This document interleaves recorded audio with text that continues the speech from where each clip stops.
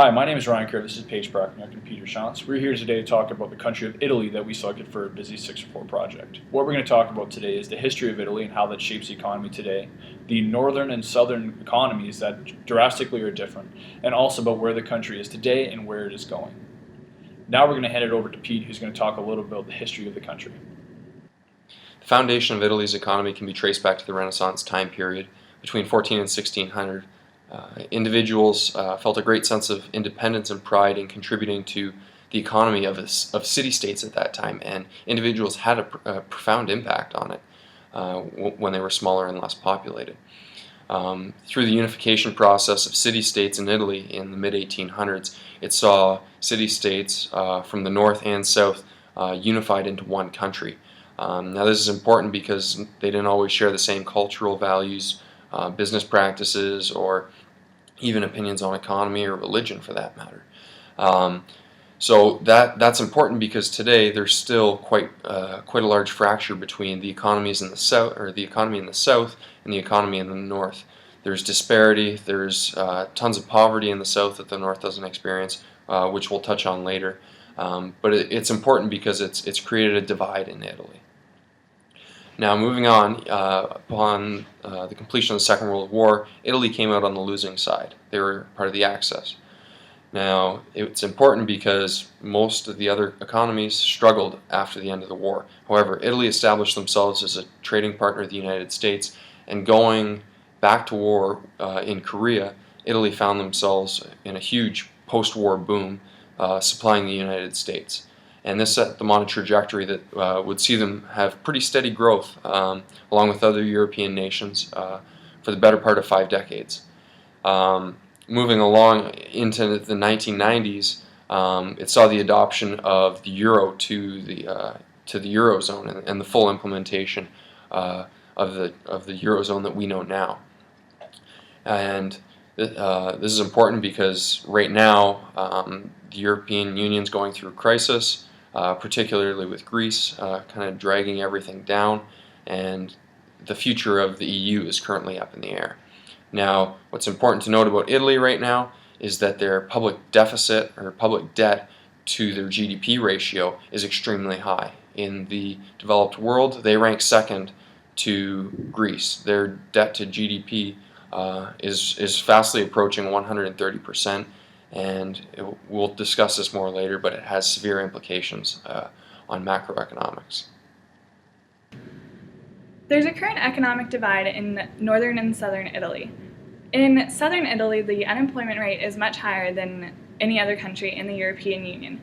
Of the 943,000 unemployed Italians, 70% of them reside in southern Italy, making the unemployment rate 21.7% compared to the 13.6% nationally.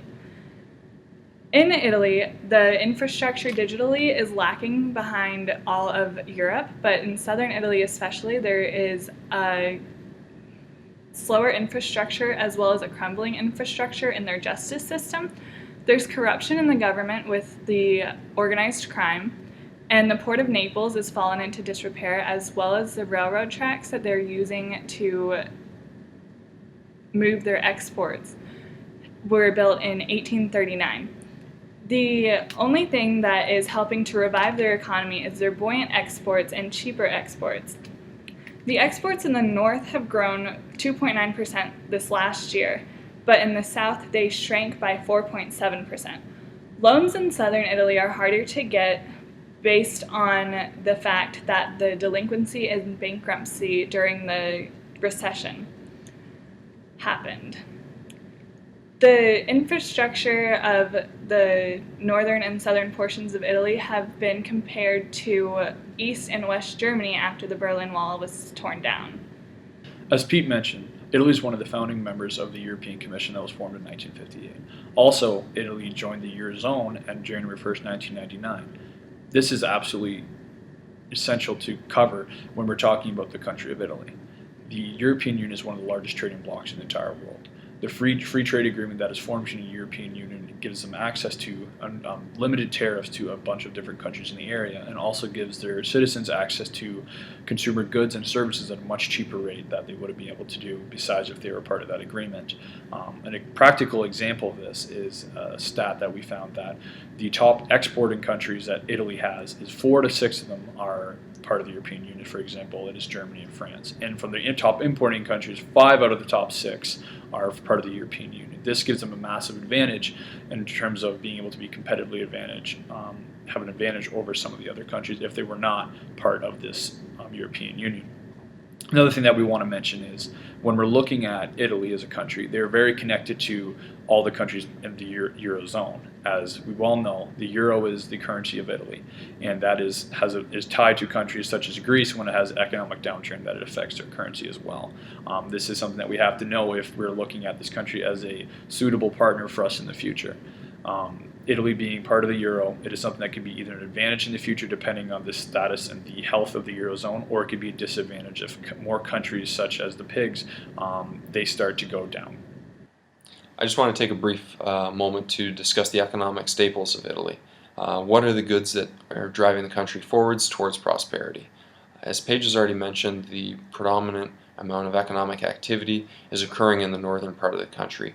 This is known as the industrial triangle between the big 3 cities of Milan, Turin, and Genoa. In the north, it has a very highly skilled labor force, and it's home to the fashion industry, textiles, as well as the leather and fine jewelry. As a whole, they're quite well known around the world for their jewelry as well as fashion, but it's also home to a very robust manufacturing industry, and that's based upon naval shipbuilding yards, a robust aerospace engineering sector, as well as the traditional automotive industry that they've become world famous for. On top of that, Northern Italy is also responsible for 8 of the 10 largest banks in the country, as well as 9 of the 10 largest insurance firms in the country. So the labor force in the north is very highly skilled, and it's reflective in the job market. From what we've researched, our group believes that Italy could be heading down a very dangerous road.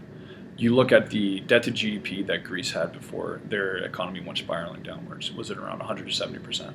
Looking at the Italian, their country's debt to GDP ratio is approaching 130%, and it is continually going in the wrong direction.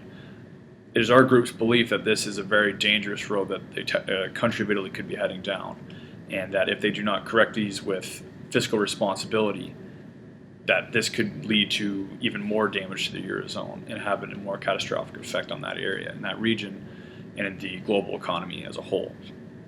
Our recommendations would be to make sure that the government implements a budget surplus. This would be the first thing that would have to be done in order to ensure that this road is not traveled down further, in order to make the cuts happen now, to stop the bleeding, in order to heal the nation as a whole. This is not going to be easy. As we've seen with Greece, that the citizens do not want this. It is something that is not very popular for a leader to come in and do, but it's something that we feel is very necessary. An example of this is what was mentioned earlier with the $13 billion that is in the underground economy or organized crime. This is something that has to be cut down on, as it can be taxed and it can be used for the purposes of taking down their debt.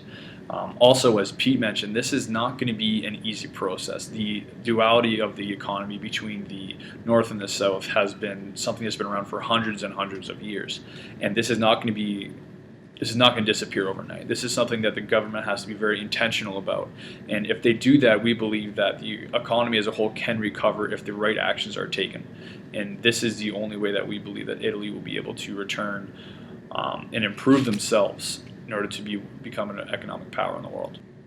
In this video, we've discussed the history of Italy, the North versus the South in the economic divide, the weaknesses and drawbacks of the South and their economy, the strengths in the North as well as the staples of their economy, and where the country is going in their...